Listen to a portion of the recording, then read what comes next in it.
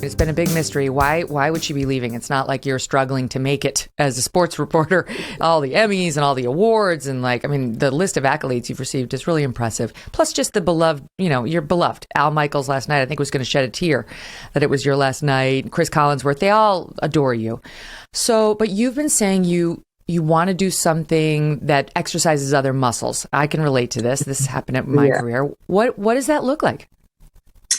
Well, there are a couple things that are starting right this minute. I am the co-chair now of the Kendall Qualls for Governor campaign in Minnesota, where I've lived for 25 plus years. And I've been asked to run for governor, Megyn, but this is not the right time. I have two kids that are in high school and junior high. I've missed so much. So I want to devote some time to my family, certainly my husband included. But I am willing to step up for this gentleman, Kendall Qualls, and say, we need a change in leadership. We need sensible, reasonable people. And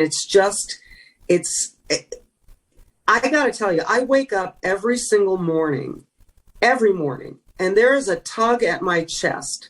And that tug is telling me, Michele, you have to help. Somehow, you've got to help. And I can't do that in this role as a sideline reporter. This has been a phenomenal career. I've loved every minute of it, almost, except for the freezing cold temperatures in Lambeau Field in December. But other than that, I've loved it. But there is so much work to be done. And I'm sitting around fretting about it and thinking about it constantly. And one thing I've learned is that you can't fret and think and complain unless you're really willing to do something about it. Otherwise, you got to let it go. And I'm not ready to let it go. I'm really concerned about the future of this country. I love this country. I'm not ashamed to say it. My family's story is the American dream, both my mom and my dad and me. And I love it. And I know it's there for everyone. And I'm tired of people trying to tell other people that it's a farce or that it's not real or here's why you can't succeed instead of telling people why you can succeed. And so I can't keep it to myself anymore. And I feel like I need to be a voice. Yes. Right now is not a good time to be on the sidelines for someone like you. Right. That's exactly what it feels like. And it's the only way I can describe it to you, and I have a feeling you'll understand this, is like I wake up and something's pulling at my chest, at my heart, at my guts, at my soul. Like it's a palpable feel. Go help. And I just couldn't ignore that anymore. I couldn't ignore it. And so whether it's a run in the future or not, I am going to stand behind people and with people, and I am going to let my voice be heard, which is just something that you can't do when you're a very public sideline reporter on a sports/entertainment show that is supposed to just make people happy. And NBC was great about saying, look, go, say the things you want to say, be careful. And I don't want to be careful anymore. I did not have that experience with NBC. That's interesting. I'm glad you had that direction. Yeah, a little bit different situation. Well, you'll note that, there was a lot that they asked me not to do. I was asked to start a podcast a year or so ago, and they said, can you just hold off? So it wasn't like I was given total freedom. And I do understand that. And it's what I signed up for. So I couldn't complain.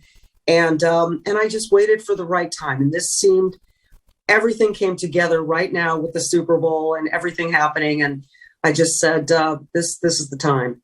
Honest question. Do you think that if you were a liberal who privately was espousing more progressive values, they would have let you do the podcast? That's a great question. I don't know. I will say that, I will say this.